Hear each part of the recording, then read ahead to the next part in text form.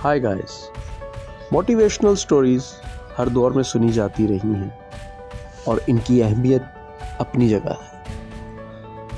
दास्तान गोई एक पुराना फ़न है और अमूमन हमने देखा है कि मोटिवेशनल स्टोरीज़ के जो हीरो हैं वो दुनिया के कामयाब तरीन लोग होते हैं। वो लोग वो होते हैं जिनसा लोग बनना चाहते हैं, जो उनके आइडियल होते हैं। और इन लोगों की हकीकत में जो आगाज़ की ज़िंदगी होती है वो बहुत मुश्किल होती है। उन्होंने ज़िंदगी में बड़े बड़े इम्तहानात पास किए होते हैं। बेबसी, मजबूरी, गुर्बत और अपनों के गम इनके साथ होते हैं, लेकिन वो इनका मुकाबला करके ज़िंदगी में आगे बढ़ जाते हैं और आने वाले दौर के लिए, आने वाले लोगों के लिए वो ऐसी कहानियों के किरदार बन जाते हैं कि लोग उनसे सबक हासिल करते हैं, उनसे सीखते हैं और उन्हें फॉलो करते हैं।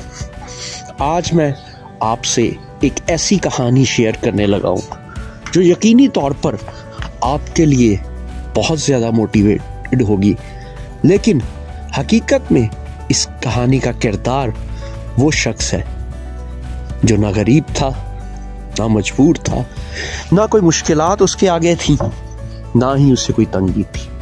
वो एक अमीर घराने में पैदा हुआ। जिंदगी की हर ज़रूरत, हर आसाइश उसके पास थी। नाम था उसका अली गौहर और वो वाकई एक नायाब गौहर बना। ख़ानदानी रवायात के मुताबिक वो आला तालीम हासिल करने के लिए लाहौर आया। बिल्कुल सबसे अलग, जुदा और शर्मीला सा बच्चा जो क्लास में एक साइड पर बैठा होता था। उसकी आंखें बोलती थीं, वो पूछना चाहता था, वो जानना चाहता था, सीखना चाहता था, लेकिन अपनी कमगोई और शर्मीलेपन की वजह से वो खामोश रहता था। अल्लाह ताला ने जिंदगी की हर आसाइश उसको दी हुई थी। नौकर, गाड़ी, पैसा, सब कुछ था।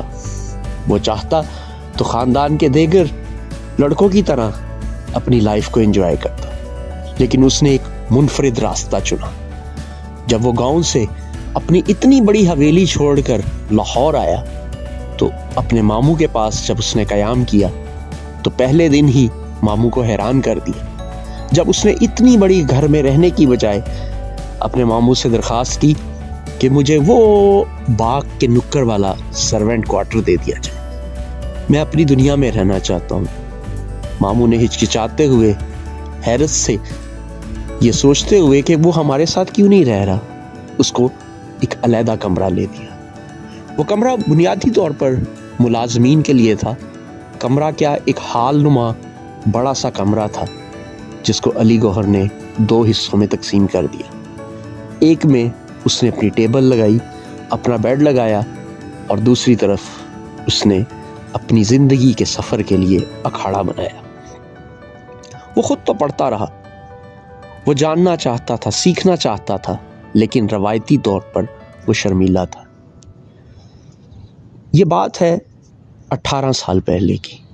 तब मैं एक इदारे में नया टीचर आया था। मैं भी एनर्जेटिक था, मैं भी बहुत कुछ सिखाना चाहता था, बहुत कुछ सीखना चाहता था और मेरी अली गौहर से दोस्ती हो गई। बहैसियत उस्ताद मैं ये जानता था कि स्टूडेंट को मौका देना चाहिए, उन्हें बोलना आना चाहिए, उन्हें एनर्जेटिक होना चाहिए। तमाम बच्चे अपनी गुफ्तगू बड़े अच्छे तरीके से करते थे, लेकिन अली गौहर खामोश रहता था। मैं कई दफ़ा इससे सवाल करता, ये जवाब दे, लेकिन वो एक हल्की सी मुस्कुराहट से चुप कर जाता। एक दफ़ा वो मेरे पास आया और कहता कि मैं क्लास में पढ़ नहीं सकता, मुझे शर्म आती है लड़कों से, लड़कियों से। मुझे दिल में हंसी आई, लेकिन मैंने कहा क्यों बेटा, अपने अंदर एतमाद पैदा करो, गुफ्तगू करो। उसने कहा नहीं, बस मेरी शुरू से तरबियत ऐसी हुई है कि मैं अकेले माहौल में रहता हूँ, आप बराए मेहरबानी मुझे घर आकर पढ़ा दिया करें, मैं आपको हैंडसम अमाउंट दूंगा।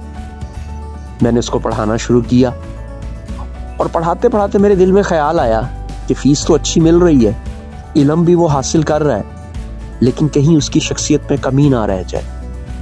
اسے پورے اعتماد ہونا چاہیے, اسے ایک اچھا موٹیویٹر اسپیکر ہونا چاہیے. اور میں نے اس پر کام شروع کر دیا.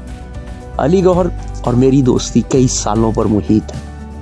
وہ فرسٹ ایئر سے سیکنڈ ایئر, سیکنڈ ایئر سے تھرڈ ایئر, اور تھرڈ ایئر سے فورتھ ایئر میں آ گیا.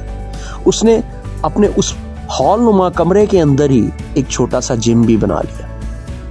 پیسے کی تو کمی نہیں تھی, وہ ایک جم نما مشین لے آیا اور گھر پر ہی ٹریننگ کرتا. اس نے نہ صرف اپنے آپ کو ذہنی طور پر مضبوط کیا بلکہ جسمانی طور پر بھی مضبوط کیا اور اپنی روح پر بھی توجہ دی. وہ مجھ سے پوچھتا بالکل بچوں کی طرح کہ آج اس ہفتے کون سی عبادت کرنی چاہیے, کیسا روزہ رکھنا چاہیے, اور مجھے خود حیرت ہوتی کہ اس کے اندر اتنا معصوم اور اچھا فرشتہ نما مسلمان موجود ہے. وہ ہر مہینے روزے رکھتا, نفل پڑھتا, تسبیحاں پڑھتا اور دن رات سر جھکائے محنت کرتا. وہ اپنے دوسرے کزنز کی طرح گاؤں جو ہے وہ ہر ہفتے یا ہر مہینے نہیں جاتا بلکہ 6 ماہ نہ جاتا اور اپنے کمرے میں بند ہی اپنی تعلیم حاصل کرتا رہا.